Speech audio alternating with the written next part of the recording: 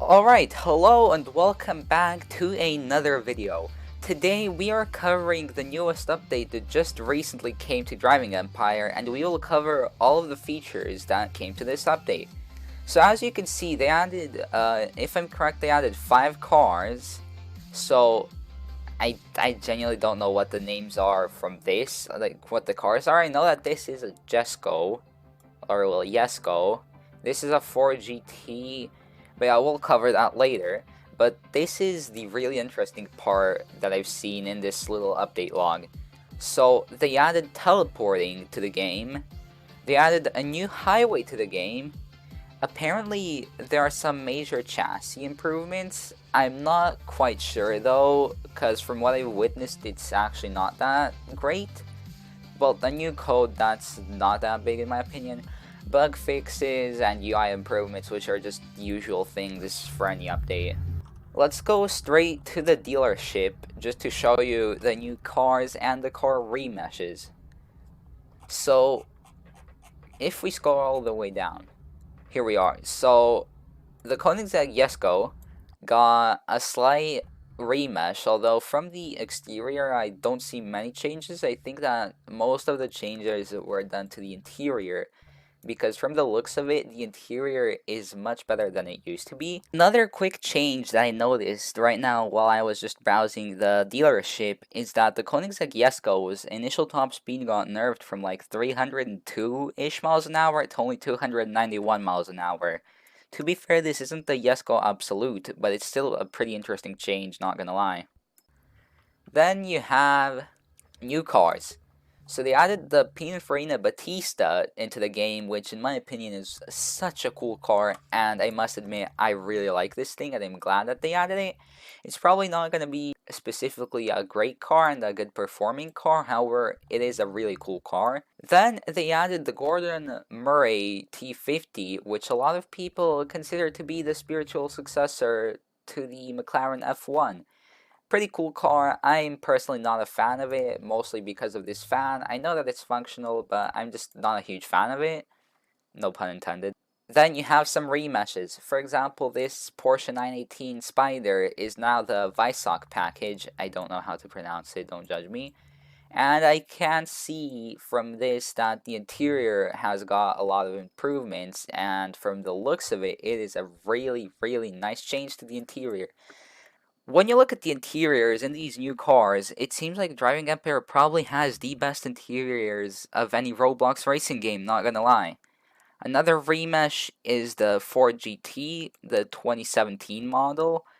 From the exterior, once again, not too much to change because the exterior on most cars was already really nice. But the interior, as in other cars, has gotten extremely improved, and honestly, from the looks of it, once again, an absolutely amazing change to the car. Okay, but yeah, that's all when it comes to the dealership. There isn't that much, but there are some pretty cool cars and some really nice remeshes.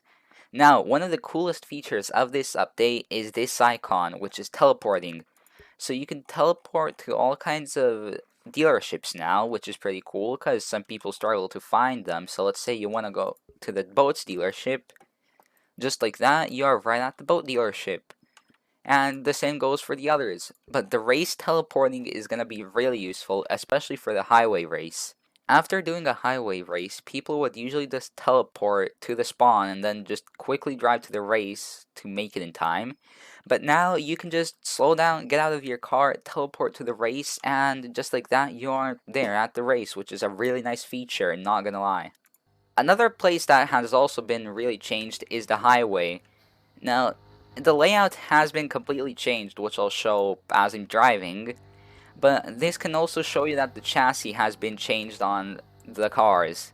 So first things first, when it comes to the highway, as you can see, the highway is constantly 3 lanes, and if I'm correct, usually over here, this bridge and just to the end of the highway race, it would usually be 2 lanes, and now with these 3 lanes, it is going to be much easier to stay on the highway and actually finish the highway race. Now, if you pay attention to my acceleration, you'll notice that everything is pretty normal, nothing new, but when you reach higher speeds, This includes every single car in the game, well, every single 300 mph car. The acceleration slows down a lot. Like, for example, with this Agera, as you can see, my acceleration is not that good anymore, and this thing is maxed out. And just so you can see that this isn't just exclusive to the Agera, here we go with the Bugatti Veyron, which is usually, like, probably the fastest accelerating car in the game. The acceleration also isn't as good as it used to be. So here we are, 280 miles an hour, and as you can see, the acceleration really does slow down quite a bit. And if you've been paying attention, the highway is much longer. As you can see, that's one of the bridges all the way like close to the beginning of the highway race, and we are still going, and it just goes on for a lot of distance. Now, unfortunately, this highway isn't a loop. It has just been extended to an extreme length, which is still nice. However, a loop would have been pretty nice as well, not gonna lie. Here we are now at the end of the highway. I thought that I'd have to speed up the video until I'd reach the end, but I was pretty much at the end of the highway as I was speaking. So as you can see, there is a bridge, which is one of the first bridge that you cross while doing the highway race, and we are far away from that bridge. It is a really nice extension. Unfortunately, the highway race doesn't get extended with this, so the highway race is still the same distance as the highway used to be, but the highway itself is much longer, so if you like to just grind by driving up and down the highway, you can now easily do that. If you look at the screen right now, you can see footage of me doing the highway race with my friends, and as you can see, the highway race hasn't been extended. That it is kind of unfortunate, but whatever. So yeah, the highway race is still the same length, and if you think it's longer because of the time it takes for you to finish the race, that is not because of the length. That is simply because of the cars having kinda worse acceleration. And also, something that you should keep in mind is that the cars have different handling. I can't really show that in the video, but for example, the Koenigsegg Agera RS, when you reach its top speed, you can feel a difference in the handling of that car. But yeah, that's pretty much it for this video. It's just, once again, another quick video to show you all the differences and just the changes with this newest update. If you enjoyed this video, please make sure to maybe leave a like and even subscribe if you want to see more videos on this game. So yeah, I will see you in the next video.